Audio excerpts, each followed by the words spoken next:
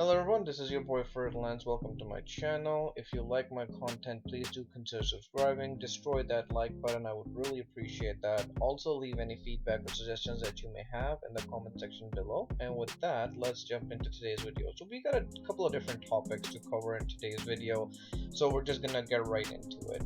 First thing I wanted to talk about was the review scores for the new Ratchet and Clank Rift Apart. And honestly, the game looks absolutely stunning. It isn't a surprise that Insomniac has a goatee on their hands. Everyone loves the visuals, everyone loves the story, everyone loves the characters. The animation design obviously is very similar to what the 2016 one had. So I think everyone is just having an amazing time with this game, and I can't wait to get a PS5 myself and experience this game in person as well. The review scores are glowing as well, 89 sitting on Metacritic right now, and everyone's praising the game. In all honesty, I mean, it looks phenomenal, right? The game has garnered near universal acclaim from almost everyone. The graphics, the ray tracing, everything looks beautiful. Obviously everyone's recommending playing it in the RT performance mode, which gives you 60 FPS along with ray traced reflections and stuff, so the best of both worlds kind of over there. So really encouraging to see that a true next gen game has been published by either of the companies, and it looks good. Definitely encourage anyone who has a PS5 to pick it up and give it a try for sure. And hey, maybe send me a link, I'll watch your video if you upload it or something for the game, and we'll go from there, man. I'm still in the hunt for a PS5 myself. Like, I joined Twitter, shameless plug here, if you want to follow me, same name as my YouTube channel, Ferdinand_X. And yeah, just been trying to find this elusive console, man. It's been like looking for a damn unicorn, I gotta be honest. But still keeping at it. Hopefully at some point we'll manage to get a console for myself. I am seriously considering getting an Xbox Series X. I mean, sorry, not a Series X, Series S, because in Canada I've noticed that is more readily available for back order stuff. Even if it's not available right away or in stock right away, you can still back order it, at least from Best Buy, from what I've seen. And I'm kind of intrigued. I'm thinking that maybe getting that for now at least will cure my next generation console itch. And I can give Game Pass a try and see what's what with it. And I mean, I don't know, man. I'm just kind of thinking about it. Anyway, using this as a smooth segue, I'd say, into Xbox and stuff. So Xbox had their E3 yesterday, and even though I was at work, I was since I have two monitors in my home setup, like I'm working from home. On one monitor I was working with my laptop and everything attached to it. On the second monitor I had Xbox's E3 running on the right hand side. And I gotta be honest, I mean, I've been watching this and I've been anticipating it, obviously had expectations, because honestly Xbox has been missing on the console exclusive side. So I am glad that they have things to show. They had, well, first of all, they had a lot of games, right, to show. Some of them were older games, and we'll get into the details of them, but they still had a lot of games that they showed were coming to Xbox, PC, specifically to Game Pass. So anyone who has Game Pass access, either you're on the Xbox Series consoles or you have the older Xbox One consoles or you have PC, you'd have access to these games, and that's pretty good. I mean, I don't really disagree with that at all. Though I do have some reservations, in this regard. So I'm gonna go over these things. So let's go through some of the games here. So first of all, the one game that everyone expecting was some news on was Starfield, this new game from Bethesda Game Studios. Obviously Xbox's new acquisition of Bethesda brought into question the fact that whether are we gonna see Xbox pull games in from Bethesda Studios as console exclusives, and we see proof here, right? Starfield is now gonna be a console exclusive to Xbox. I think it'll still come on PC, obviously, because they're just kind of the part of the same ecosystem, but definitely a bit of a surprise over there. But in all honesty, it's good news. It's a win It's a W that Xbox needed. They need to have console exclusives other than Halo, Forza, and Gears of War. Like, I mean, they need people to see that, okay, it's not just about the three big. With Xbox, there are other games that they can bring to the fold, and Starfield just adds to that. I'm sincerely hoping Starfield is nothing like No Man's Sky. Like, sincerely, I hope it's not like that, and the game is, somehow at least closer to what the expectations for it are. But there's always that reservation because it's a new game and it's Bethesda, and Fallout 76 left a very bad taste in everyone's mouth, and you gotta be careful with your expectations with these companies, and that's basically it, right? So now, moving on, Stalker 2. Stalker 2 seems good. I mean, a lot of people did really like it a lot. The gameplay looks fine. First-person shooter. For me personally, I think the graphics looked a little, I don't know. Maybe on the downside. Maybe it was just YouTube compression working in a strange way. But but it seems okay. It definitely seems like a game that I would get it. Sea of Thieves with with Jack Sparrow update and expansion. I mean, Jesus, man, who still cares about that game? I just, Xbox boys and girls, you guys, you gotta bury it. I mean, I saw Angry Joe's video and his reaction to Sea of Thieves, and a lot of people were like, no, no, no, Joe, you're wrong, in the comment section. I presume they were fans of either the Xbox or the game itself, and they're like, it's changed a lot. They have tall tales, or I don't know, some other stuff in there, which, look, in all honesty, kudos to them. They're not the only ones, right? No Man's Sky developer did the same thing. Like, they released the game in whatever state they did, and then later on they updated the content in it, added more stuff, and made the game interesting and playable in that particular aspect. But I gotta say, that does not mean that when you pay full price at launch, you get a game that's half-assed, right? You're paying for a full game. You should get a full game. My guys, my girls at Xbox, you have to criticize companies for what they do, because if you do not do it, then companies will continue to be encouraged to release games half-assed, not developed properly, and when the time comes for them to release again, they'll be like, oh, you know what, we're gonna release it like this, like a live service sort of damn thing, and upgrade it in the next 2 to 3 years. Not even all companies do that. Like, look at Anthem, right?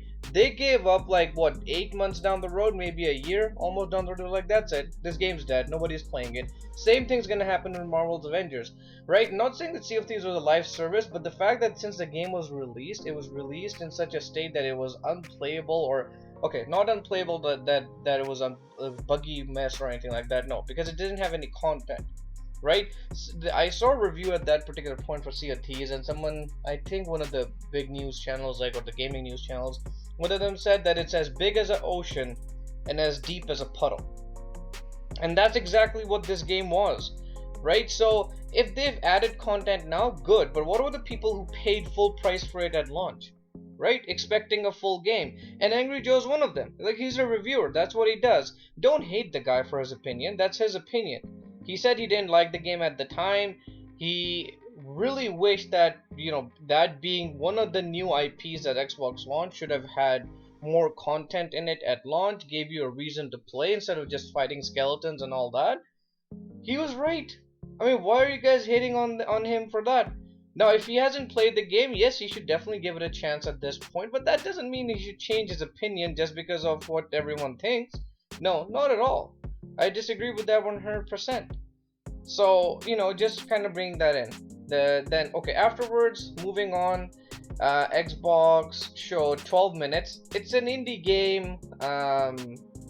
I don't know, man. It kind of looked weird. I'm not into indie stuff. Like, yet again, I gotta pick and choose games that I play. I don't really have a lot of time to play games anyway to begin with. So, I mean, it looked, it's just, yeah.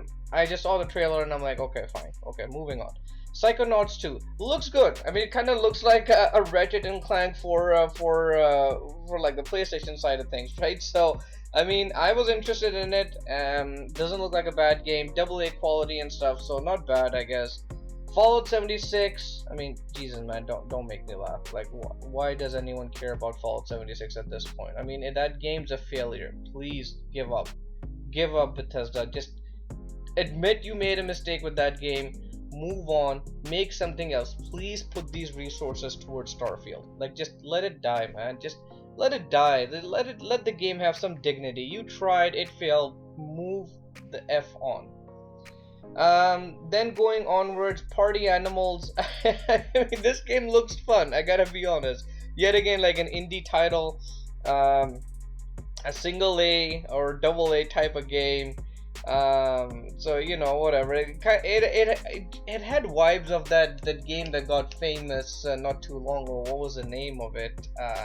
I want to say Among Us, but I don't think it's Among Us. I think Fall Guys. Yeah, Fall Guys was the game. So a very Fall Guys type of feel, and you know, so, but you know, not a bad game. I mean, I would be interested in it to an extent if I had nothing else to play. So you know, for sure. Then we had Somerville, which is like a quiet place. You know the movie Quiet Place, the horror movie by John Krasinski. So it kind of looks like that in a game form. So you know, yet again, a single A type game. Not my forte, but whatever. Then came the big one, Halo Infinite. Now, listen guys, I'm excited. I'm a huge Halo fan, right? Gears of War, Halo are what drew me in to the Xbox ecosystem. I bought a 360 for that, for playing for, you know, those two particular games, so I'm hugely excited for it. It is going to be a holiday 2021 release. And it's definitely a AAA game, 100%. I mean, it is the bread and butter for the Xbox side of things.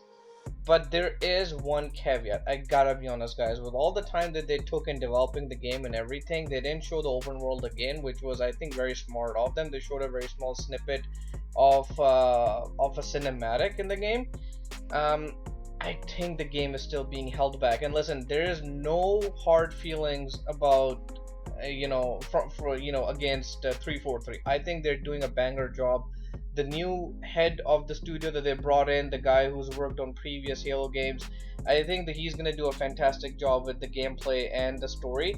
But the graphics do look held back, my guys. You gotta accept it. And it's not on 343. It's on Microsoft, right? Their stubbornness in making this decision that the game has to be released on the OG Xbox, the one in 2013, the one that had it part of its CPU, GPU reserved for the Kinect. Forcing a developer in 2021 to release a game on that old ass system is what's causing the game to look like it was developed for early Xbox One generation. I gotta be honest, there is no two ways about it. They could have done so much more if only they'd be allowed to develop the game for the current generation only. So, but yet again, guys, I'm excited for it. That's my opinion. Whether you guys agree with it or not, I mean, that's just what I have to say on the matter. For the people online who saw the video, who saw the Xbox gameplay and thought that it didn't look that good, it's because of that. That's my opinion. That's what I think is causing it to look the way it does. And that's just it. Now moving on, we have Slime Ranchers, and this one made me chuckle because the first thought that came in my mind was that Sony isn't the only developer or the publisher or a company that came up with Bugsnax. I mean, Microsoft has its own version of Bugsnax now, which is funny. Moving on, there was this game Shredders, which was a snowboarding game. Whatever. Moving on. Atomic Heart looks weird and interesting. I gotta be honest. I mean, it had a very weird Japanese music with the Western gameplay, which, you know, hey man, listen, I'm into it. I'll give it a try. Then we had Replaced, a side-scrolling platformer. Yet again, a AA single A game. Among Us and Grounded. Yet again, you know, games that have already been released. I don't want to talk about them. Iodine Chronicle. Looks like a mobile game, so, like, I mean, you know, fine. The Ascent, which is another platformer. I mean, yeah, you know, you guys, I mean, I not that I was expecting huge AAA bangers, dropped every 5 minutes or so. But my expectations were that we'd have a few more of these, big titles. I mean, they didn't even show gameplay for Starfield, so like, Jesus Christ. Anyway, I digress. Um, Age of Empires, Jesus Christ. Up until they said the name of the game, I thought they were showing Clash of Clans on mobile. So I think that says enough for that game. Outer Worlds 2, actually a good game. Excited for it. I want to see what they do. If it is an Xbox Xbox exclusive, yet again another banger for them. So good high expectations. Developer's amazing. We all know that. We've been wanting Fallout New Vegas for another one of New Vegas for quite some time. So it'll be interesting. Then we got Flight Simulator, which yet again an older game being released or re-released or whatever for the Xbox. And Forza Horizon 5. Now that game looks good. The graphics and everything looks spot on. Looks very beautiful. I think YouTube compression didn't do it justice. So, but apart from that, the game looks absolutely stunning. Interesting that they have a campaign mode in it this time. I'm not a huge racing game fan, but if there's a game that piques my interest, which this game does, I mean, why not, man? There's not like a lot of AAA games to play on the Xbox side of things, so if they got something that's interesting, I'm all for it. Why not? And at the same time, now, and that was basically, I think, the major games that I kind of noted down in my notes. So, coming back to the point, listen, I didn't forgive Sony for saying that they're gonna release God of War on the old gen. No matter how you say it or what you say, any game that is being forced to develop for the hardware released in 2013, be it the Xbox or the PlayStation side of things, the base PS4, the base Xbox One, or the OG Xbox One, that game is going to be held back, right? Development of a game is determined by the lowest common denominator, and in this particular case, the lowest common denominator is the 2013 hardware of consoles. I mean, I have a base PS4, man. That thing stutters and stops and struggles to play games. I know it. I see it every day. So, I mean, don't tell me that it's not gonna make a difference. I didn't forgive Sony for this shit. I'm not gonna do the same for Xbox. I really do think that Halo is being held back because it's being forced to develop for an older generation. I mean, maybe they'll come out with the remastered edition for the Xbox Series X. I gotta be honest, but it is a little disappointing. For me, the whole conference was like a B minus sort of thing. So, but let me know what you all think. Leave your thoughts and opinions in the comment section below, and I'll holler at y'all later.